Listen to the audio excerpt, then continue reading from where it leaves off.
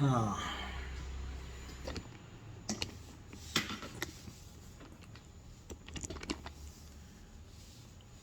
Hello, good evening.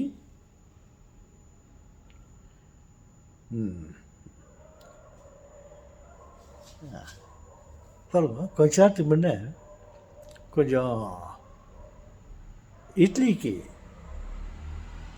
மாவு அரைக்கலாம்னு சொல்லிட்டு வீட்டில் ஒரு கேஜி அளவில் அரிசி ஊற வச்சுருந்தோம். அதை எடுத்து அந்த மிக்சரில் போட்டுட்டு நான் அதை மிக்சியில் அது கிரைண்டர் இருந்துச்சு, அந்த கிரைண்டரில் போட்டு அந்த மாவு அரைக்க ஆரம்பித்தேன். ரொம்ப நேரமாக அரைச்சுன்னுக்கிறேன். அந்த மாவு நைஸாக ஆகலை, ரவராகவே இருந்துச்சு. என்னடா பார்த்தா அந்த கிரைண்டர் வாங்கி கூட இப்போ தான் ஒரு வருஷம் கூட ஆகலை. அது அந்த கல் இத்தனைக்கு கல்லில் தான் கல் தேயுது, சாதாரண ஃப்ளஷெல்லாம் இல்லை, வேறு சாஃப்ட் மெட்டீரியலும் இல்லை, கல்.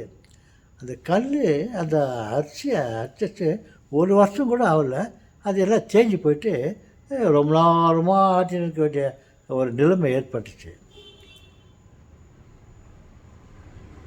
பாருங்க, நான் அது என்ன இந்த மாதிரியெல்லாம் இருக்குது சொல்லிவிட்டு ஏதோ அப்படியே பார்த்து என்னுடைய உடம்பை பற்றி நான் யோசிக்க ஆரம்பித்தேன். நம்ம பாருங்க, எத்தனை காலமாக பிறந்ததுலேருந்து, நீங்கள் எப்போ பிறந்திருப்பீங்கோ, இப்போ உங்களுக்கு என்ன வயசாகிக்கோ, ஒரு 30-40 வயசு இருக்குமா, இல்லை 50-60 வயசு இருக்குமா? எனக்கு உங்களை விட கொஞ்சம் அதிகமான வயசு, 82 வயசு.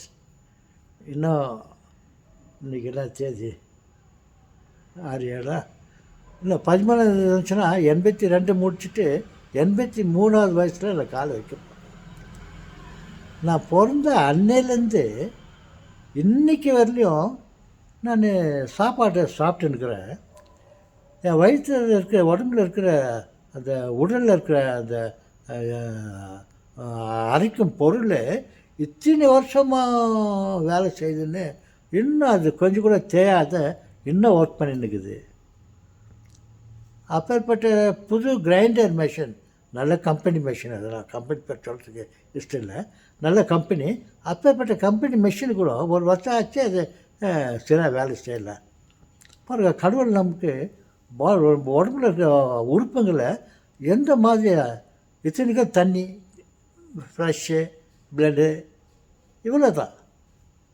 இந்த மெட்டீரியலால் செய்த ஒரு உடம்பு நம்ம பிறந்ததுலேருந்து சாவர வரையும் அது வழுக்குது பாருங்க.